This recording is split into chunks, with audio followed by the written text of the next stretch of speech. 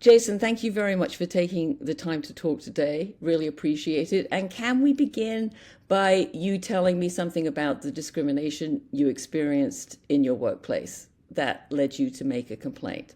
I was being treated differently than two other people within my organization. So I come from corrections. So I was working in a jail, and they're relatively flat organizations. There's a hierarchy that you have to follow. But I had some managers that were that would I would have to report to along with others. But I was also involved with training with the department, and then I was also involved with the union. So I was one of the people that um, I did my job, but I needed more. So I got involved in the union and I got involved in training. Quite active, quite busy all the time. What happened was I had a manager stepping in that was really pressing on me, telling me, uh, the union, you couldn't do stuff with the union. You have to make a choice. You have to do this. However, she wasn't saying the same thing to two other people. One actually got a promotion to another job, and another guy got a promotion as well to another job. They both became sergeants. Myself, I was just continuing on being a correctional officer, but yet these pressures were hitting me, but it wasn't hitting them.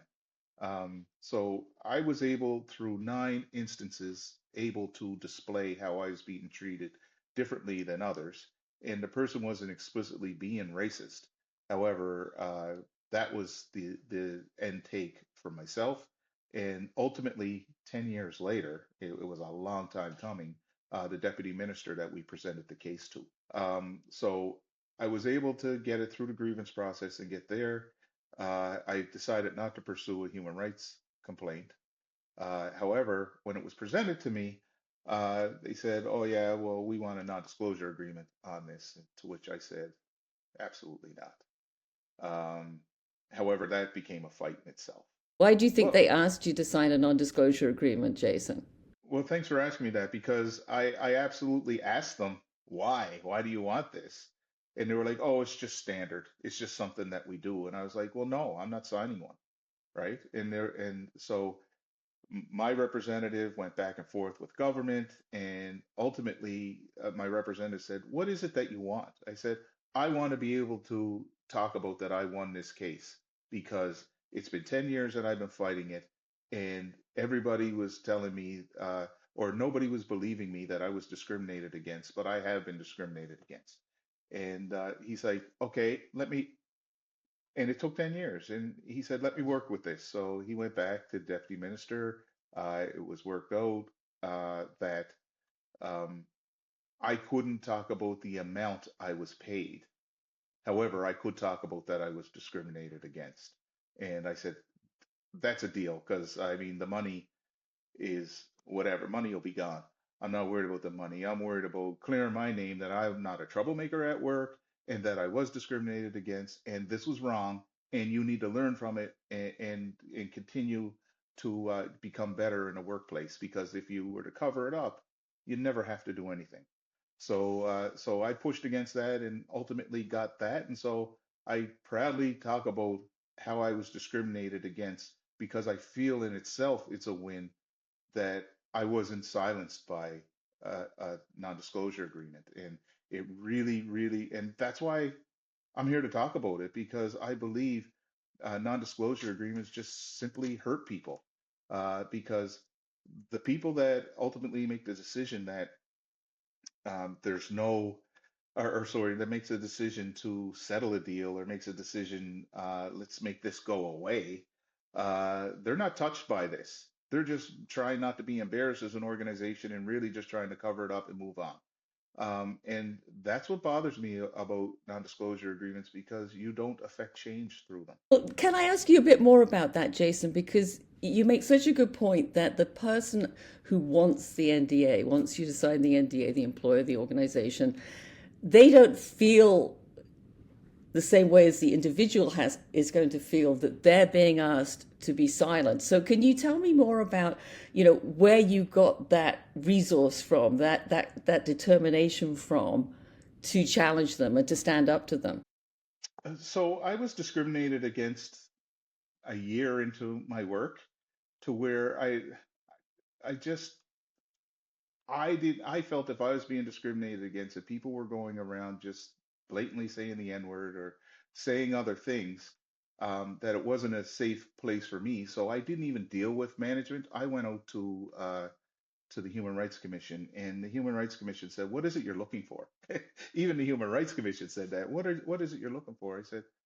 I said I was reading the Manual 500, which was a document that everybody must adhere to within within government in Nova Scotia.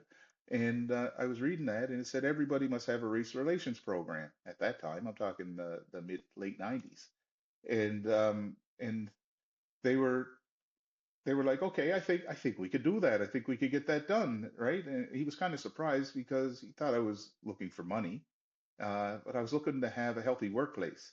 And then there's things that just need to get out, that have to be out, that have to if they keep covering things up, then it's going to go that way. Plus, I lived with this here other discrimination for 10 years, and I'm living with it for 10 years, and I'm internalizing it. I'm angry. I'm living through it. By the time that I got to it, I wasn't as angry. I was more angry when I talked about it, but I recall how I felt, and I shouldn't have been made to feel that way.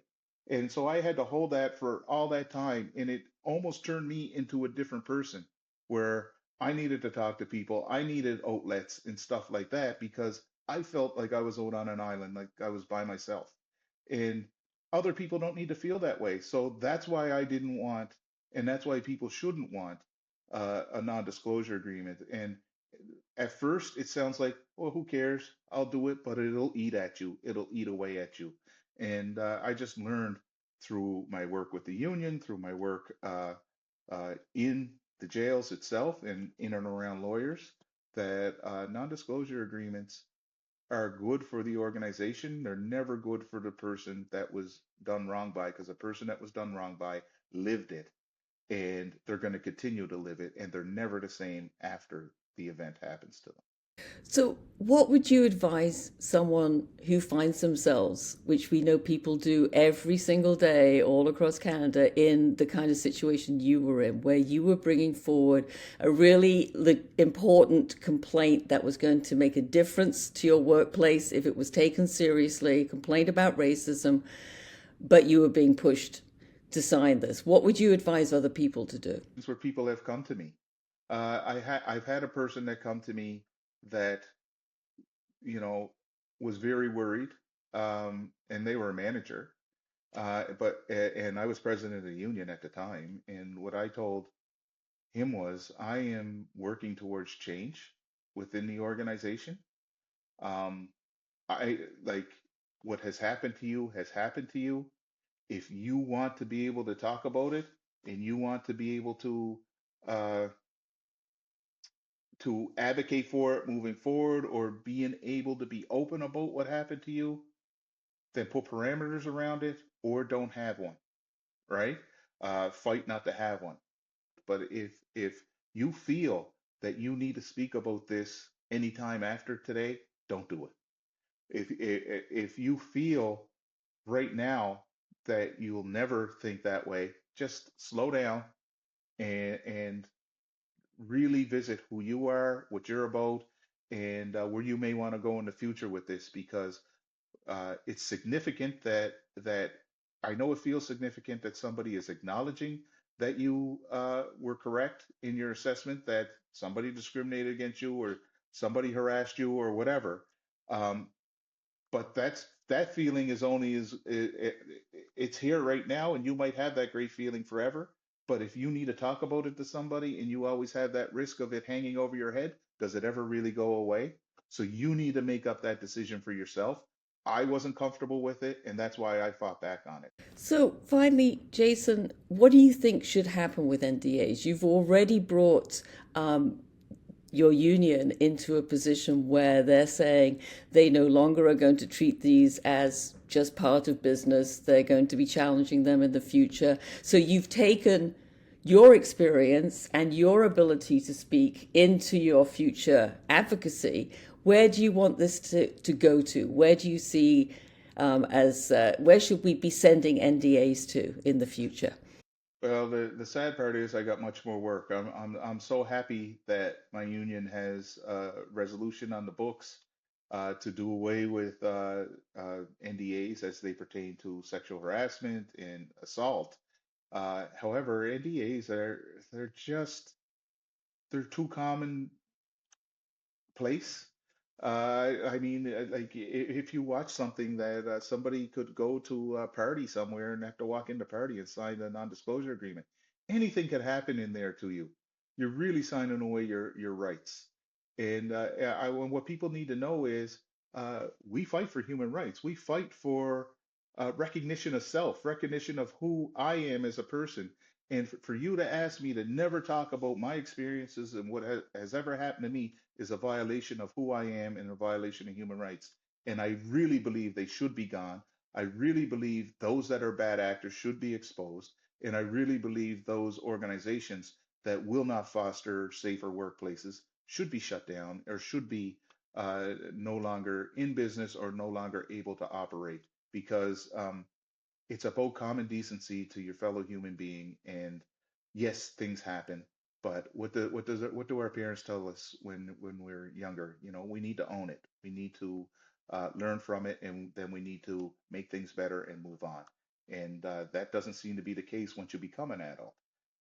But we need to get back to that. And non-disclosure agreements really get in the way of straight human decency, especially for those that have power because they think they have more so than the regular person. Thank you so much for being so eloquent on this subject, and thank you for all of your advocacy as well. Julie, thank you for your work. I really appreciate everything you're doing, and thanks for giving me an opportunity to speak about my truth.